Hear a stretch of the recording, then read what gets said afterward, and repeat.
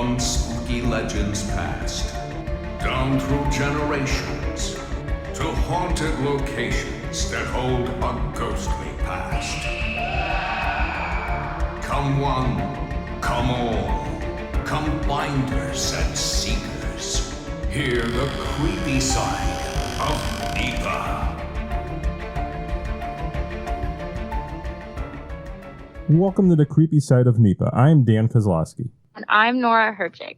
On this episode of the Creepy Side of NEPA, we kind of dug into a little bit of the creepy side of the Christmas season. You might have heard of Krampus from the 2015 film called Krampus. However, on this episode, we spoke to Graydon Dunkelberger, who has a little bit of the history of Krampus, where it came from, and what exactly a Krampus is. Graydon, welcome to the show. Hi, thanks for having me. So, Graydon, what's a little bit of the backstory about Krampus? How did it all get started? Well, like many cultures, they kind of got started by different pagan festivals around the solstice. In several different countries, it used to be believed that there were demons and evil spirits that would come and cause mischief around the winter solstice. So it actually started with Frau Perchta and her Perchten, which would have been men dressed up in animal clothes, animal furs, with goofy masks trying to ward off evil, making loud noise with bells.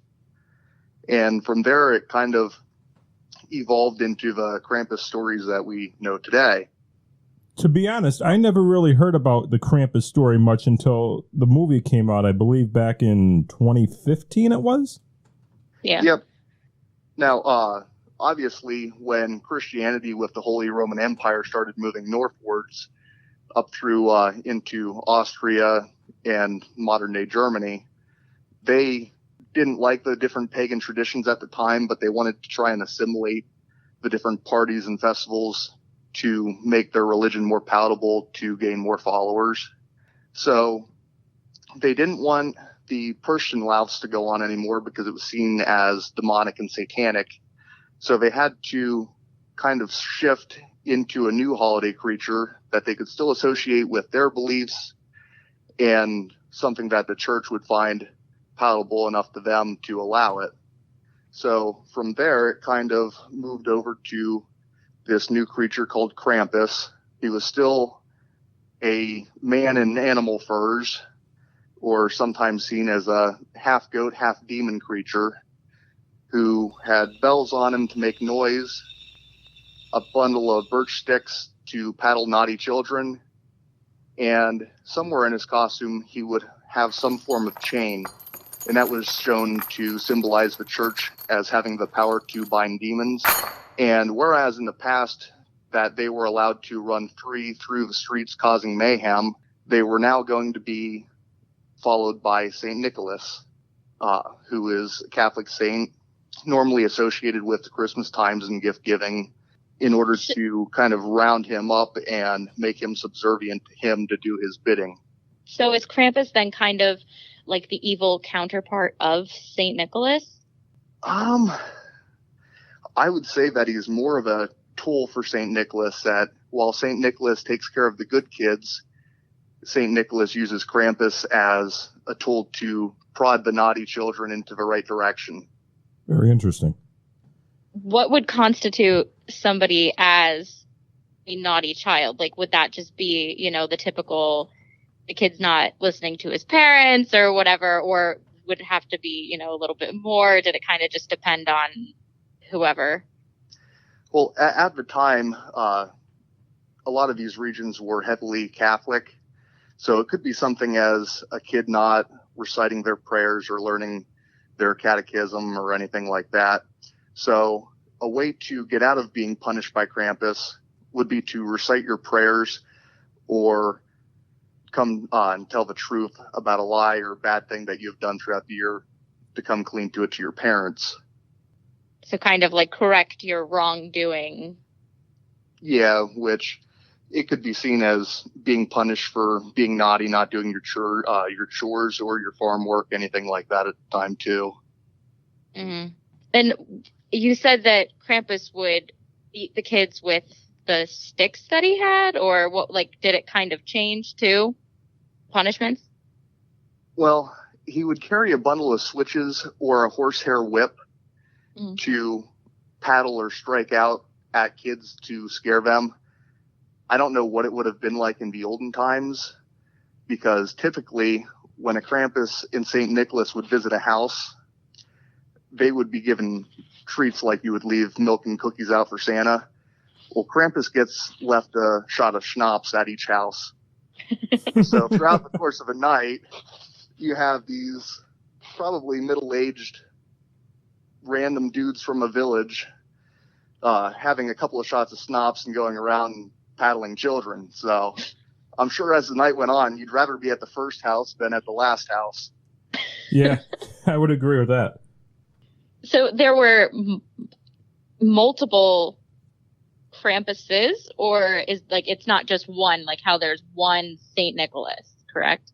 No, there would be multiple Krampus with St. Nicholas, and it could be as little as one or two, or as many as a dozen, maybe 2 dozen.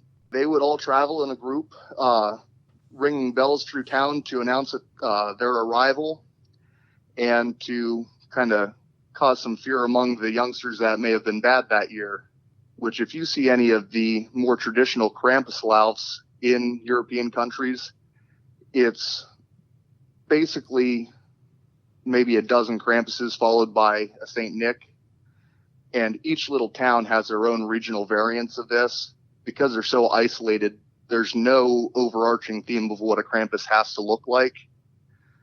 And the same goes for the St. Nick. He could look like a typical holy saint. He could look more like Santa. Just depends on the region. It kind of varies based on like folklore and how it was passed down from generation to generation. Yeah, and in these parades, you might have, 20 different groups together. So each group has their own group of Krampus and St. Nick. So by the course of the parade being over, there may be 20 different St. Nicks chasing around a couple of Krampuses. And what exactly happens at the parades? It's just basically a bunch of people dressing up as Krampus, especially the more modern ones. Yeah, the more modern ones, it seems to be a thing where you take your kids to show them, oh, hey, look, if you're bad this year, Krampus is going to take you. Here's what some of the Krampus look like. And they'll get close to the bystanders, maybe swat at them with a horsehair switch. If the kid's bad, maybe they'll pick up the kid, walk with them for a little bit, hand them back over to the parents. Now, I have noticed that you did quite a bit of work with Krampus. You have a group called Krampus Susquehanna. Am I correct? Well, yeah, I'm the Susquehanna Valley Krampus. And it's not really a group. It's more or less a page just to show what I'm going to be attending this year, how people can meet up for pictures, just different goofy things throughout the year. Why did you decide to start doing that? Well, I studied history at Susquehanna University, and I was on a study abroad program to Salzburg, Austria. So I kind of learned about the traditions over there, thought they were interesting. Mm-hmm. And nothing really happened until I got a dare from a friend at college saying, hey, if you dress up like Krampus and scare my roommates, I'll dress like St. Nick. So I made the first Krampus suit out of that, and we visited his roommates on campus and a couple other people. We were stopped by the public safety, and once we explained what it was to them, they thought it was kind of fun and unique, so they let us keep going. Well, that's definitely an interesting way to get started. Sure is. Have you seen more of an interest in Krampus, like recently, as opposed to a few years back? Yeah, I mean, I was actually doing it before the 2015 movie, but after that and a couple of the videos from the Krampuslaufs in Europe going viral, people kind of seem to take a liking to it. It kind of breaks up the monotony of the whole Christmas season. When you have people putting Christmas trees on the shelves in October and Christmas movies right after Halloween, people kind of get tired and bored of the whole thing, so they're looking for something to help break it up. Yeah, and every year it seems like the movies come out earlier and earlier. Yeah, which by the time Christmas gets here, then everyone seems to be sick of it. So at least this gives a more varying degree of emotion to the whole holiday season. Yeah, I would agree. definitely adds a little bit of a different flavor to it as well. Because, Christmas is typically, obviously, like happy and giving gifts to people and all that kind of stuff. But it's a little bit of I don't want to say negative, but like darker side to the Christmas season for people. Maybe a little bit more on the creepy side. Yeah.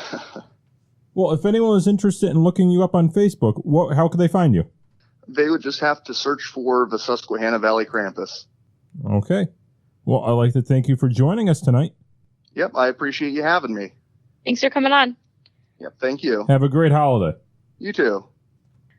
Thank you for joining us on this episode of The Creepy Side of NEPA. Although this is our last episode for 2020, we will be back in 2021 with at least one episode every single month. And if you haven't already, make sure to like us on Facebook. Our Facebook page is called WNEP's Creepy Side of NEPA. And also, if anyone has any ideas for an upcoming episode, or maybe you have a story that took place in northeastern or central Pennsylvania that you'd like to let us know about, our email address is ghost@WNEP.com, or you could also contact us through our Facebook page. Happy holidays! We'll see you in the new year. Until then, enjoy the creepy side of NEPA. This has been the Creepy Side of NEPA. If you have a spooky story that took place in northeastern or central Pennsylvania, send it to ghost@WNEP.com for your chance to share it on an upcoming episode. We're dying to hear from you.